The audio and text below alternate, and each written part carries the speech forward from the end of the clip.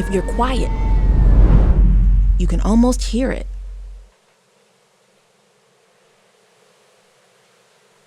Somewhere between the rhythms of creaking floorboards and the humming of the Green Line, a song lives on. Listen. Listen close.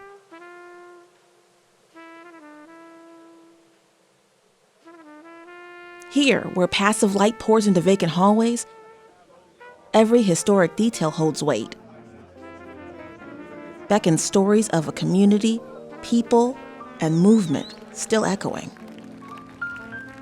The Black Belt, the Black Metropolis, Bronzeville, South Side Chicago.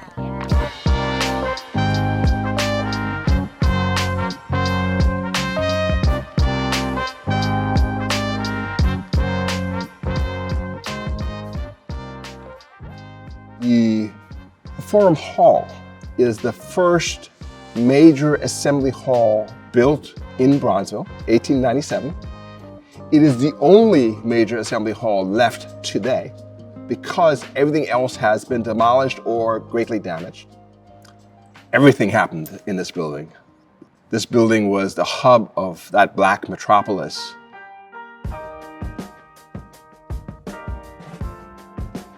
The Great Migration was at its peak around 1915. So much was happening at that time that the South was just not a good place for even anybody really, but especially for Black people.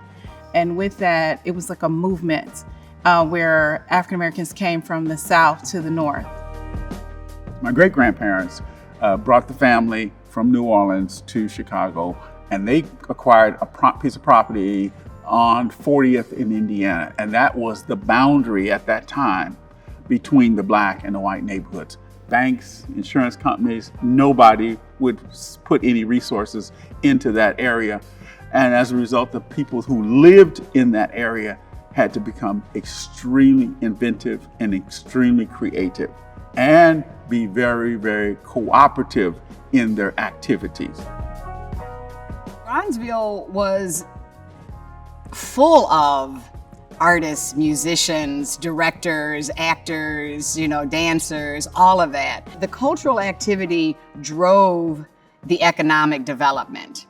And that's the same pattern, the same model that we're looking to duplicate now.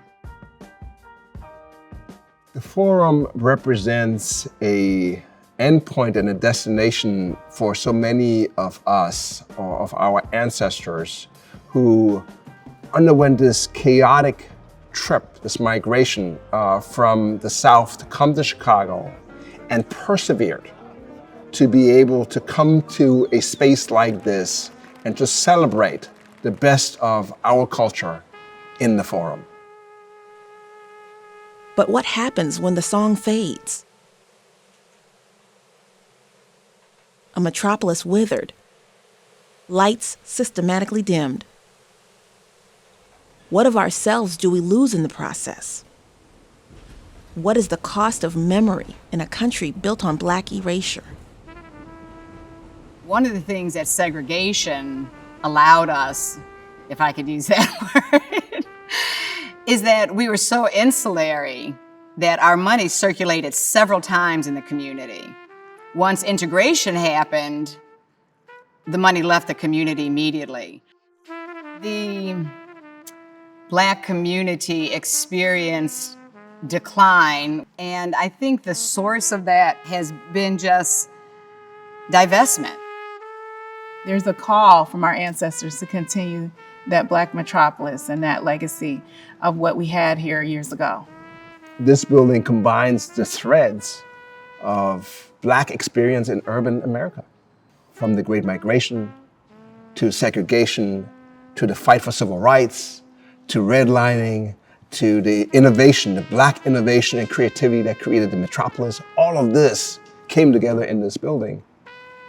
And it survived because of it, and it survived to give us a platform for establishing that next level of innovation that will move us forward.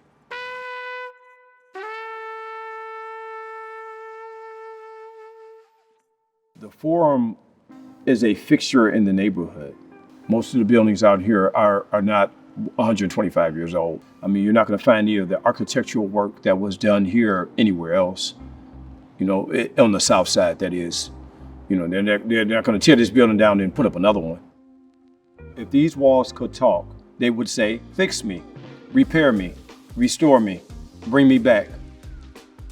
Venues like this, number one, employ a lot of people. It takes a lot of folks to run this place. If you got entertainment, you also want to have dining. You also want to have boutique. And this one business can be that economic driver that turns things around.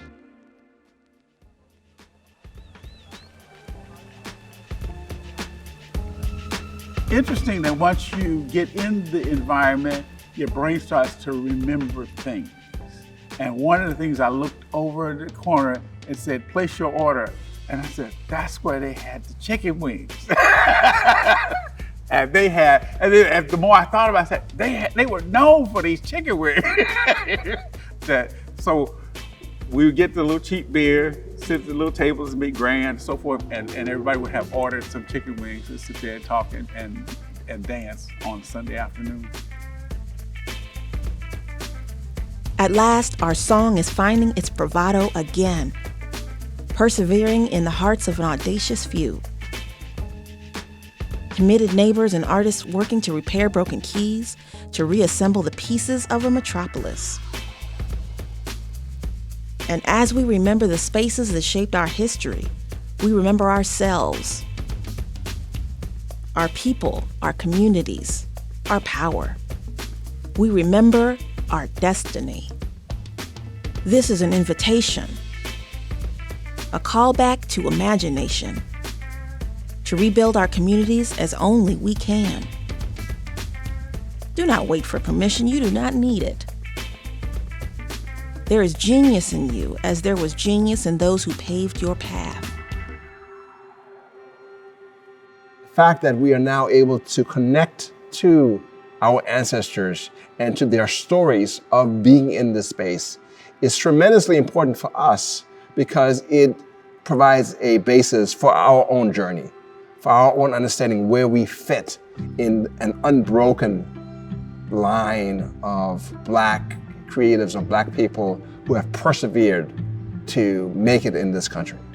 So much has gone on that's important to my world has occurred in this room.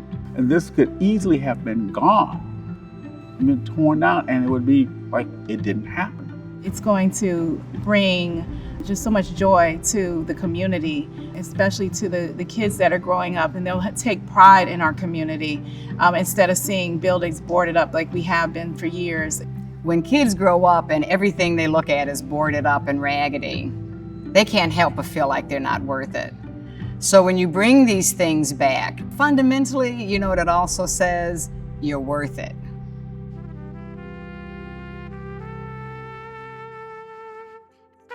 We are reclaiming our community with Black creativity and imagination, the thing that has fueled this country for 400 years.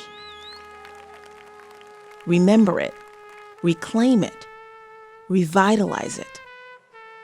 If this is our season of reimagining, may we be known by our symphonies.